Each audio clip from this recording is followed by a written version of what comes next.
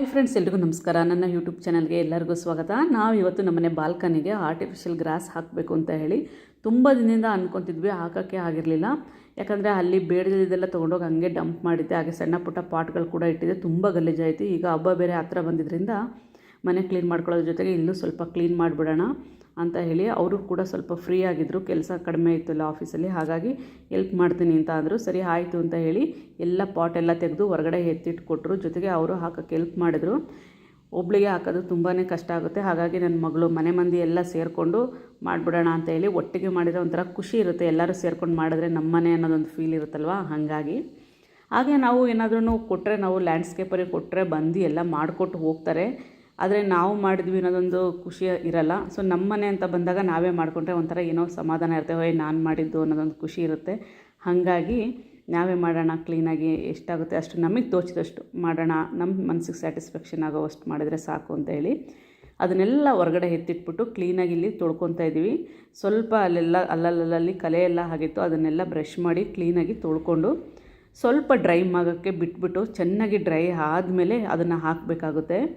ನಾವು ಇಲ್ಲಿ artificial gross ತೊಗೋಬೇಕಾದ್ರೆ ಮುಖ್ಯವಾಗಿ ನಾವು ಆ ನರ್ಸರಿಗಳಿಗೆ ಹೋಗಿ ತೊಗೊಳ್ಳೋದು ಅಷ್ಟೊಂದು ಗೊತ್ತಾಗಲ್ಲ ನಮಗೆ. ನರ್ಸರಿಲಿ ಏನಕ್ಕೆ ಅಂತಂದರೆ ಅಲ್ಲಿ 1 ಅಥವಾ 2 ಥರ ವೆರೈಟಿಗಳು ಇಟ್ಟಿರ್ತಾರೆ ಅಷ್ಟೇ.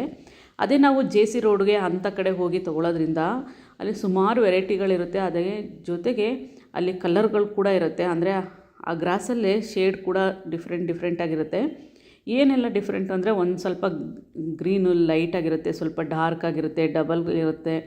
ಅದ್ರ ಜೊತೆಗೆ ಈ ತಿಕ್ನೆಸ್ ಕೂಡ ಮ್ಯಾಟ್ರ್ ಆಗುತ್ತೆ. ಯಾಕಂದರೆ ತಿಕ್ನೆಸ್ ಕಡಿಮೆ ಇದ್ದಷ್ಟು ಗ್ರಾಸ್ ಸ್ವಲ್ಪ ದೂರ ಇದ್ದಷ್ಟು ಕಡಿಮೆ ಬೆಲೆ ಇರುತ್ತೆ. ಅದೇ ತಿಕ್ಕಾಗಿರೋಷ್ಟು ಬೆಲೆ ಜಾಸ್ತಿ ಇರುತ್ತೆ. ನಮಗೆ ಕಡಿಮೆದು ಸಿಗುತ್ತೆ, ಜಾಸ್ತಿದು ಸಿಗುತ್ತೆ. ನಮಗೆ ಯಾವುದು ಬೇಕು ನೋಡಿ ನಾವು ತೊಗೊಬೋದು. ಜೊತೆಗೆ ವೆರೈಟಿ ಜಾಸ್ತಿ ಇರೋದ್ರಿಂದ ಅಲ್ಲಿ ಹೋಗೋದೇ ಬೆಸ್ಟ್ ಅಂತ ನನಗನ್ನಿಸ್ತು. ಹಾಗಾಗಿ ನಾವು ಅಲ್ಲೂ JC ರೋಡ್ಗೆ ಹೋಗಿ ತೊಗೊಬಂದಿದ್ದು. ತುಂಬ ಚೆನ್ನಾಗಿರುತ್ತೆ ಅಂತ ಹೇಳಿ. ಜೊತೆಗೆ ನಮಗೆ ಅಲ್ಲಿ ಸಿಕ್ಕಾಬಟ್ಟೆ ವೆರೈಟಿಗಳು ಸಿಗುತ್ತೆ. ಏನೇನೆಲ್ಲ ನಾವು ಲ್ಯಾಂಡ್ಸ್ಕೇಪ್ ಮಾಡೋಕ್ಕೆ ಏನೆಲ್ಲ ಬೇಕು ಅದೆಲ್ಲದನ್ನು ಕೂಡ ಅಲ್ಲಿ ಸಿಗುತ್ತೆ. 1 ಅಂಗಡಿ 2 ಅಂಗಡಿ ಅಂತ ಇಲ್ಲ, ರೋಡ್ ಉದ್ದಕ್ಕೂ ಅಂಗಡಿಗಳಿದೆ. ಯಾವುದೆಲ್ಲ ಬೇಕಿದ್ರೆ ನಾವು ನೋಡಿಕೊಂಡು ಒಂದು ಅಂಗಡಿಯಲ್ಲಿ ನೋಡಿಕೊಂಡು ಆರಾಮಾಗಿ ತರ್ಬೋದು, ಕಡಿಮೆ ಬೆಲೆ ಕೂಡ.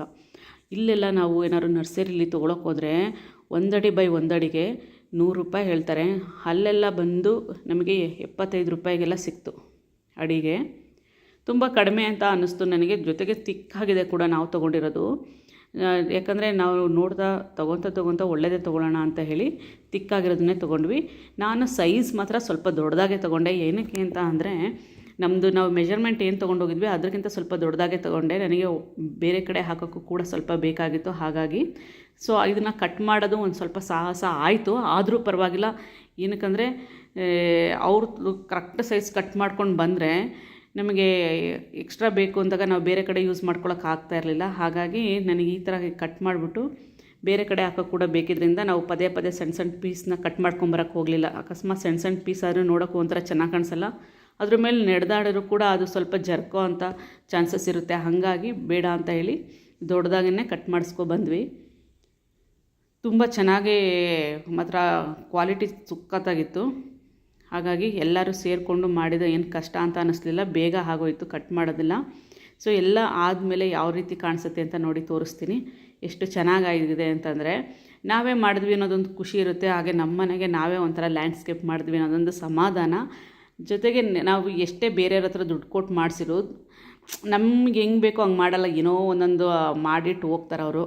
ಇಲ್ಲ ಮೇಡಮ್ ಹಾಗೆ ಬರೋದು, ಇಲ್ಲ ಹೀಗೆ ಬರೋದು, ಇದಿಷ್ಟೇ ಆಗೋದು ಅಂತಾರೆ. ನಾವೇ ಹೆಂಗೆ ಮಾಡಿದ್ರು ನಮಗೊಂಥರ ಖುಷಿ ಇರುತ್ತೆ. ಹಾಗಾಗಿ ನಾವೇ ಮಾಡಿದ್ವಿ. ಎಲ್ಲ ರೆಡಿ ಆದಮೇಲೆ ನನಗಂತೂ ತುಂಬಾ ಸಮಾಧಾನ ಅನ್ನಿಸ್ತು. ನೋಡಿ, ಇದು ಬಂದುಬಿಟ್ಟು ಲೋಟಸ್ ಬೆಳೆಯುವಂತಹ ಪಾಟ್ ಇದು. ಈ ಪಾಟಲ್ಲಿ ನಾನು ನೀರು ಹಾಕ್ಬಿಟ್ಟು ಫಿಶ್ಗಳು ಬಿಟ್ಟಿದ್ದೀನಿ. ಹಾಗೆ ಅಂಬ್ರೆಲಾ ಪಾಮ್ ಗಿಡ ಕೂಡ ಹಾಕಿದ್ದೀನಿ.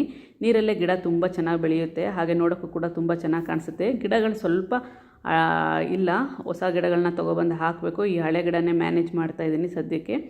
ಹೊಸ ಗಿಡಗಳು ತೊಗೊಂಡು ಎಕ್ಸ್ಟ್ರಾ 1-2 ಪಾಟ್ಗಳು ತೊಗೊಬರಬೇಕು. ಹಾಗೆ ಒಂದು ಟೀ ಟೇಬಲ್, 1-2 ಚೇರ್ಗಳು ಕೂಡ ಹೊಸ ತರಬೇಕು. ಆದಷ್ಟು ಬೇಗ ಅದನ್ನು ತೊಗೊಬಂದು ಹಾಕ್ತೀನಿ. ನನಗಂತೂ ಮನಸ್ಸಿಗೆ ಸಮಾಧಾನ ಆಯಿತು, ಖುಷಿ ಆಯಿತು. ಎಲ್ಲರೂ ಸೇರ್ಕೊಂಡು ಮಾಡಿದ್ವಿ ಅನ್ನೋದೊಂದು ಮನಸ್ಸಿಗೆ ಸಮಾಧಾನ. ಏನು ಅನ್ನಿಸ್ತು ವಿಡಿಯೋ? ನಿಮಗೆ ಇಷ್ಟ ಆದರೆ ಲೈಕ್ ಮಾಡಿ, ಶೇರ್ ಮಾಡಿ, ಸಬ್ಸ್ಕ್ರೈಬ್ ಆಗೋ ಮೂಲಕ ನನ್ನ ಚಾನಲ್ಗೆ ಸಪೋರ್ಟ್ ಮಾಡಿ. ಮತ್ತೆ ಇನ್ನೊಂದು ವಿಡಿಯೋದಲ್ಲಿ ಮತ್ತೆ ಸಿಗ್ತೀನಿ. ಧನ್ಯವಾದಗಳೊಂದಿಗೆ ಮಮತಾ.